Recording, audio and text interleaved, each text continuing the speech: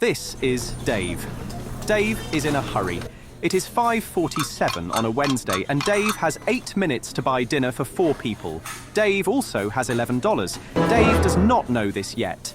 You do. The basket currently contains $23 of food. In about 90 seconds, Dave will reach a cashier in front of 11 strangers with a card connected to those $11. You can do this math. Dave has elected not to. And the truly remarkable thing? Dave was paid 5 days ago, $3,400. Where did it go? Everywhere and nowhere, simultaneously. To understand how a man arrives at this moment, we rewind 5 days. Friday, payday. $3,400 after taxes lands in Dave's account.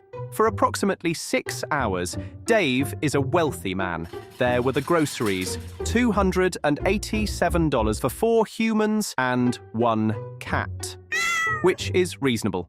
We do not criticize the groceries. Then Friday night happened, and nobody could face cooking. $63 of pizza, including tip, because Dave is, above all else, a generous man with money he does not have.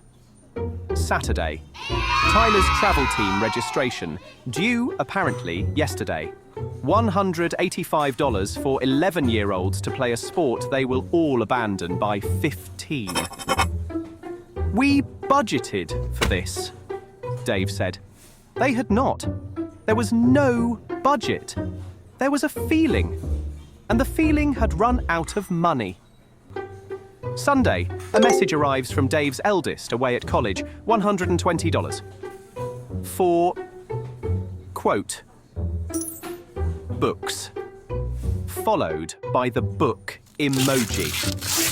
That emoji was doing a tremendous amount of work. Tuesday, a parking ticket arrived from 3 weeks ago, $65, which Dave had in the way of his people simply hoped would resolve itself. It did not resolve itself. Which brings us to Wednesday morning, a lovely family breakfast, $11. Man, you was to notice the yellow slip in the backpack. Nobody else has. And then, to Wednesday, 5:53 p.m. Dave hands back the chicken, pays $9.87 for what remains, and walks to the car at the pace of a man pretending he is not running. He is, at this moment, browsing a new phone. At which point Tyler, 11 years old, gap-toothed, beloved, produces the permission slip. You knew this was coming. You have known since breakfast. Dave is finding out now. Let us be clear about the terms. If Dave cannot find $40 by Friday morning, Tyler stays at school while his entire class goes to the Science Museum, and Tyler, who currently believes his father can do anything, will begin to learn what his father's promises are worth. And here is the part that should genuinely worry you. Dave is not unusual. Dave is the majority. Dave did not buy a yacht. There was no secret gambling, no dramatic vice of any kind. There were simply 41 transactions in 5 days, of which Dave, under direct questioning, could name 9. Every man who feels surprise when he reads his own bank statement is making a confession. The money was not stolen. It was spent. By him. While he was there, none of it was big. That is the trick. It is never big. $14, $9, $23, average it out, and roughly $50 a week leaves this household without anyone noticing. And one, a quiet $230 marked KL that Dave could name and chose not to. No, not yet. $2,600 a year, gone, unnoticed. The cat, meanwhile, is fed in bulk, on schedule, under budget. The cat has never once been broke. Reflect on that. In fairness to Dave, a phrase I rarely use, the machinery is built for exactly this. Damn you, one-click purchasing, damn your frictionless interface, and damn Dave, who at 2 a.m, in a dark room, in a house where everyone he loves is asleep, bought something he Cannot name. Tap, beep, tap, beep. At a certain point, Dave stops being a man making choices and becomes a machine completing a circuit.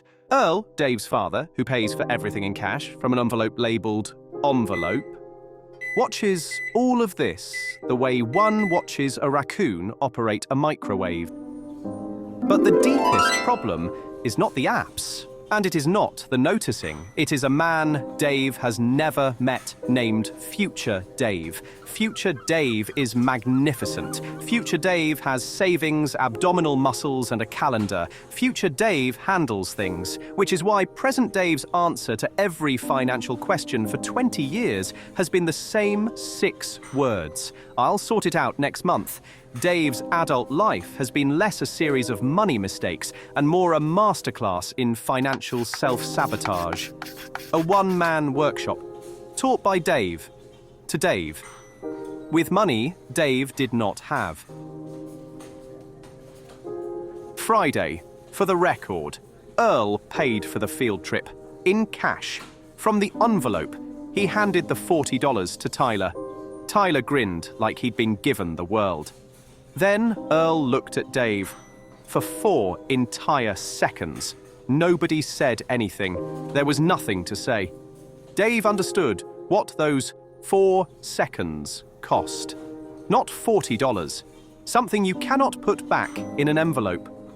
His son still believed in him. Earl had made sure of that. Dave, for the first time in his adult life, was not sure he deserved it. That night, Friday night, after Tyler was asleep, Dave sat in the kitchen. 11:43. The statement still on the table. He could blame the apps, the parking ticket, the timing. He ran through the list. It was a very comfortable list. There was, however, one person present at all 41 transactions. Dave had a spending identity. The generous father, the good provider, the man who says yes. That identity, which felt like a virtue, had been quietly running this household into the ground. The question was simple. Was he going to go to bed or do something different? Dave picked up his phone, then put it down. He picked up a pen instead. He wrote the phone on the fridge list, the exact model, the price, the date. He wasn't writing it to remember. He was writing it to wait. To put one night between wanting and spending. Tyler saluted it in the morning. There is no appeals process. $30. Anything over 30 that isn't essential waits 24 hours. Not banned, delayed. The list on the fridge and the half-life. The purchase that cannot survive one night of sleep was never a purchase. It was a feeling, and feelings, unlike packages, are free to return. 1 month later, Dave's account on a Wednesday contained $412. He stared at it the way one stares at a wild animal in the kitchen, vaguely illegal. 14 items on the list. Dave bought 3. The phone is still on it. He no longer remembers wanting it. Dave did not get rich, but he was not broke by Tuesday. And in this house, that was everything. Next time, Earl has discovered what Dave pays for the truck. Every month, Earl needs to sit down. You may want to sit down. We need to talk about the truck. And in the comments, what is the last thing you bought that arrived on Thursday, sat in a box for 3 days, and now lives under the bed? The comments are a safe space. The list is watching.